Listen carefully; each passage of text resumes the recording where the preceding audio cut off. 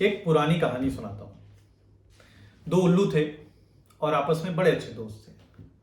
सुबह दोनों शिकार पर निकले। एक उल्लू अपने पंजे में एक सांप को दबा करके ले आया। सुबह का नाश्ता था उसका। दूसरा उल्लू अपने पंजों में एक चूहा दबा करके लाया और दोनों आकर के पेड़ पर पास पास में बैठ गए। अब चूहा और सांप दोनों मौत के पंजे में हैं, जिनकी थोड़ी ही देर बाद मौत होने वाली है। जब दोनों पास पास बैठे तो अचानक से सांप की नजर चूहे के ऊपर पड़ती है। सांप जो मौत के मुंह में है, जैसे ही चूहे को देखता है उसके मुंह में रसधार बहने लगती है, लार भर जाती है कि वाह क्या स्वादिष्ट भोजन है। अब सोचिए कि मौत सर के ऊपर खड़ी है, लेकिन उसको मौत का भय ना हो करके चूहे में स्वाद नजर आ रहा है। और वैसे जैसे ही चूहे की नजर सांप के ऊपर पड़ती है कि उसका कलेजा सूख जाता है। जो चूहा अभी जरा देर में ही मरने वाला है, जिसको उल्लू खाने वाला है, उसे यह डर सता रहा है कि कहीं सांप उसके ऊपर हमला न कर दे। तो मौत के भय से ज्यादा भय इस बात का है कि सामने वाला हमारे ऊपर हमला न कर दे।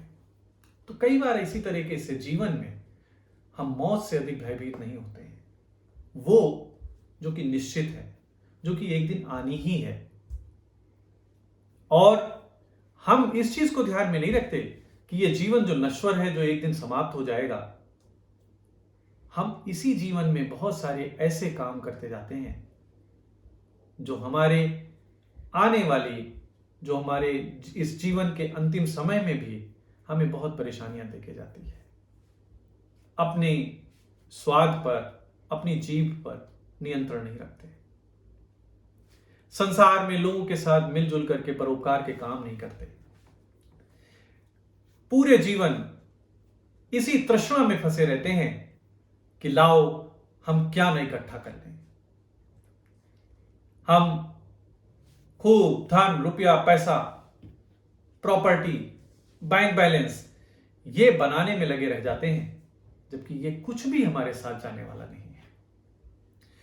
तो इस संसार के माया जाल को छोड़ करके यदि हम उस परम सत्य को पहचानने का प्रयास करें, जो कि जीवन में निश्चित है, क्योंकि मृत्यु ही एक अटल सत्य है जिसको कोई भी आज तक टाल नहीं सका।